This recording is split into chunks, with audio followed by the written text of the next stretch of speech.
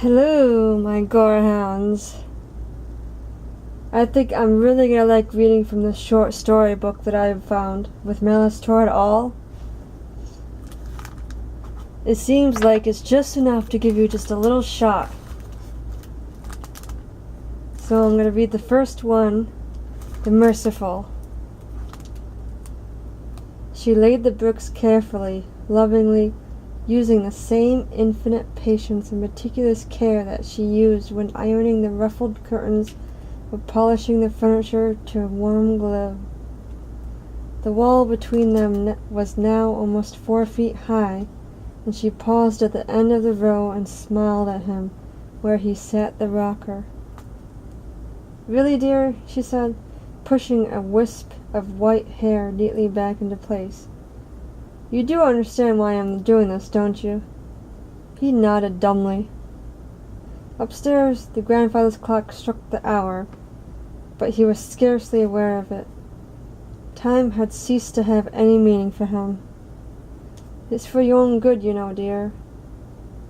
I want to spare you the unpleasantness. I wouldn't do it if it weren't for your own good." He knew this to be true, knew that their every word and action for almost 50 years had been for this one purpose. And yet now... "Are you comfortable, dear?" Again he nodded.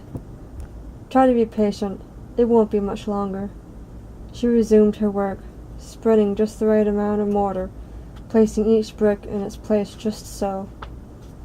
It was only a small niche in the cottage cellar which she was walling in, perhaps 5 feet deep and 4 feet across and 6 feet high, and so the work went quickly. He might have offered to help her, but he had become so accustomed over the years of having her do things for him that it never quite occurred to him now. And so he only sat there, slumped in the rocker, the heavy weight of age almost too much for his frail shoulders to bear. "Dear?" She had to stand on her tiptoes now to see him across the wall. "Now, dear, you relax and try not to worry. Just a few more rows, and then we'll have a little while, and it will be all over."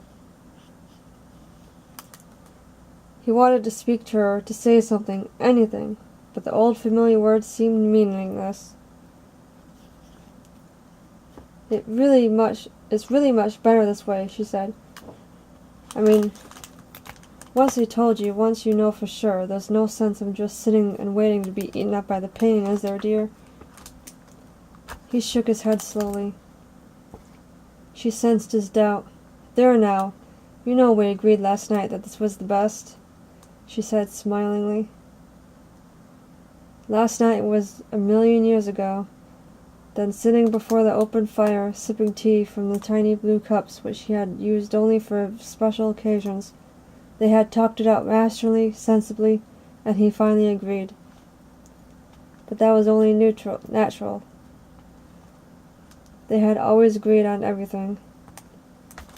Even when, many years ago, she had wanted to bear their first child, they had talked it over beforehand, and thus had brought a life into their bright new world only with loving assent. Was it so strange that they could now choose to ease a life from a world of torment with this same perfect understanding? "It's so easy this way," she went on, her voice soothing. "Once the wall is sealed, there'll be nothing to do but lie back, and in a little while, very little while, the air will be gone, and there will be nothing left but sleep. No pain, no fear, just soft, sweet sleep." Of course there had been alternatives to the wall. A gun, for example. They had talked about it, but she had immediately ruled it out. Life should end as it began. She had said, not with a shattering explosion, but with only a faint gasp for breath and no more than a small cry. Too, there was poison, but neither had mentioned that. They had once owned a beautiful dog, a magnificent collie. They both remembered how the dog had dragged himself home late that summer evening, whipping against the gnawing pain of the poison that he had somehow eaten, how he had ministered to him all through the long night, and how he had mercifully died in his arms, licking her hand as the sun broke across the hills and down. They both remembered, and so neither had spoken of it. She paused for a moment to wipe her glasses. It isn't as though we were leaving one another, you know. We'll always be together, really, the same as the days when you went upstairs for a nap after lunch. I couldn't see you and I couldn't talk to you, but still I knew you were there. She smiled. It was such a comfort. He watched while he laid the next row of brick, ever so neatly. And then he could see her no longer, only the bricks being placed in their orderly succession. There was but a narrow strip left between the wall and the ceiling now, and she began to fill this, tapping lightly to force the last bricks into place. When there was only a single opening left, he heard a voice reaching out to touch him.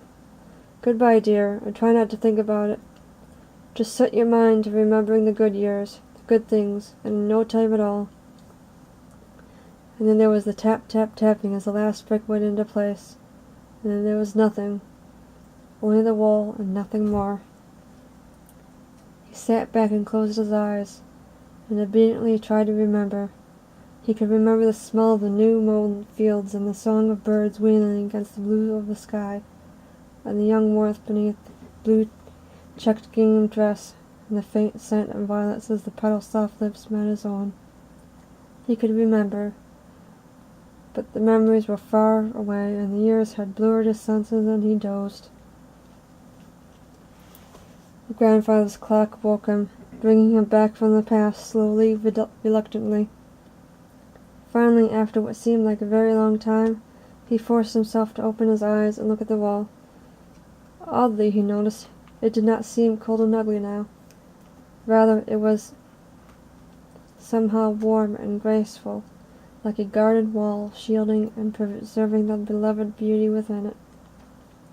Then he eased himself out of the rocker and went up the stairs to the kitchen, and began to prepare his own supper.